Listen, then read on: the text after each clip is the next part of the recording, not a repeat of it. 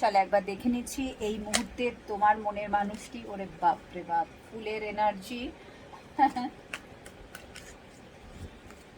তো এখানে অনেকেই স্পিরিচুয়াল পার্সনের সাথে ডিল করছো, মানে তোমার মানুষটি কিন্তু ঈশ্বরের প্রতি পূর্ণ আস্থা আছে এবং এই মুহূর্তে সে রিলেশনশিপটাকে তার উপরেই ছেড়ে দিয়েছে। সে নিজে কোনো ডিসিশান নিতে চায় না, সে যেরমভাবে তাকে চলতে বলবে, ঠিক আছে, যে পথে যেরমভাবে চলতে বলবে সেটাই সে করবে।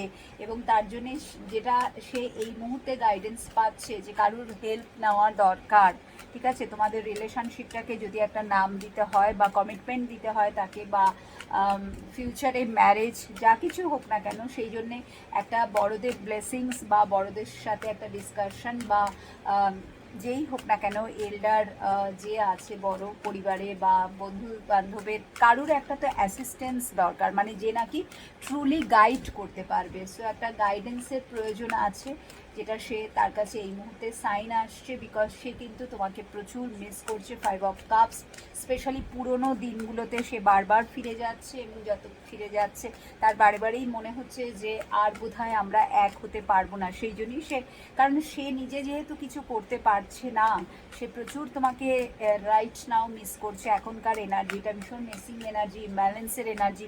কি করব জানি না, কিভাবে ফিরে পাবো, হয়তো আর কোনোদিনও তাকে ফিরে পাবোই না, দেখা হবেই না, এই রকম একটা মনের মধ্যে চলছে, যার ফলে সবটাই সে কিন্তু ঈশ্বরের উপরে ছেড়ে দিয়েছে।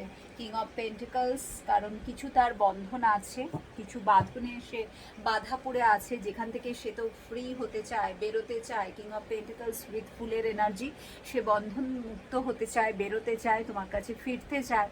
বাট সব কিছু মিলিয়ে মিশিয়ে না, মানে এমন হয়ে গেছে সিচুয়েশনটা, যার ফলে সে এখন ডিভাইন হেল্প নিচ্ছে, সিরিয়াস ওয়েতে সে ডিভাইন হেল্প নিচ্ছে। সে প্রচুর যা কিছু করা দরকার, যার কাছে যাওয়ার প্রয়োজন সে যাচ্ছে হেল্প, এবং তার কাছে ওই গাইডেন্সটাই আসছে যে তোমার এই মুহূর্তে হেল্পের প্রয়োজন, যদি চাইছো রিলেশনশিপটাকে একটা নতুন দিশায় নিয়ে যেতে।